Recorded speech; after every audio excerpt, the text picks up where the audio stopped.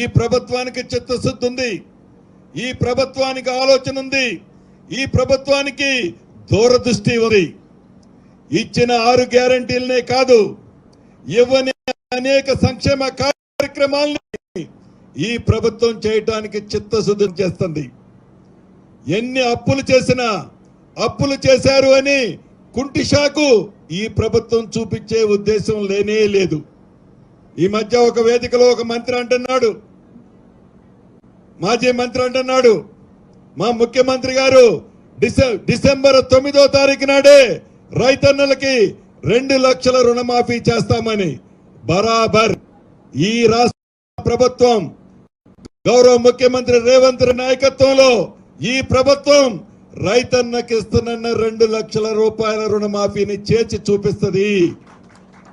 అంతేకాదు ఇచ్చిన రైతన్నలతో పాటుగా 6 గ్యారంటీలని ప్రతి ఒక్క అంశాన్ని, ఏదైతే ఇండ్ల స్కీమ్ ఇంద్రమ్మ ఇండ్ల స్కీమ్ ఉందో ప్రతి సంవత్సరం, ఈ సంవత్సరం 4,50,000 ఇళ్ళు ఇస్తున్నాం.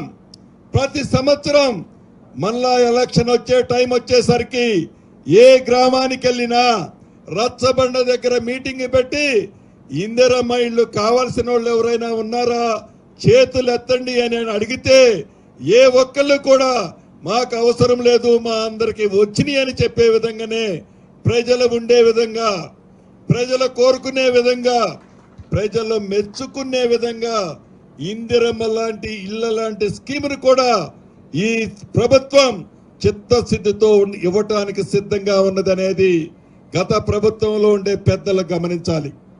అంతేకాదు అనేక వాక్కులు చవాక్కులు, కరప్షన్కి కింగులైన వాళ్ళు, కరప్షన్కి మారుపేరైన గత పెద్దలు, కరప్షన్ ఎలా చేయాలనో తెలంగాణ ప్రజలకు నేర్పిన గతంలో ఉన్న మాజీ మంత్రులు, మాజీ ముఖ్యమంత్రులు ఒక ఏళ్ళు ఈనాడు కాంగ్రెస్ పార్టీలోకి వెళ్ళి చూపిస్తున్నారు. 100 రోజులు పూర్తయింది మా ప్రభుత్వం వచ్చి. ఒక ఏళ్ళు 100 రోజుల్లో మాకెళ్ళి చూపిస్తే 4 ఏళ్ళు 10 సంవత్సరాలు మీరు ఏం చేశారో మీరే అర్థం చేసుకోండి. కరప్షన్కి కింగులు మీరు, కాంగ్రెస్ పార్టీలో ఉండే నాయకులు కాదు. అలాంటి ఆలోచన లేదు. ప్రజల పక్షాన పోరాటం చేసే నాయకులు, ప్రజల పక్షాన నిలబడే నాయకులు, ప్రజలకి మద్దతుగా ఉండే ప్రభుత్వం ఇందిరమ్మ ప్రభుత్వం అని గమనించాలని తెలుపుతూ, విమర్శ చేయటానికి ముందు రైతన్నల మీద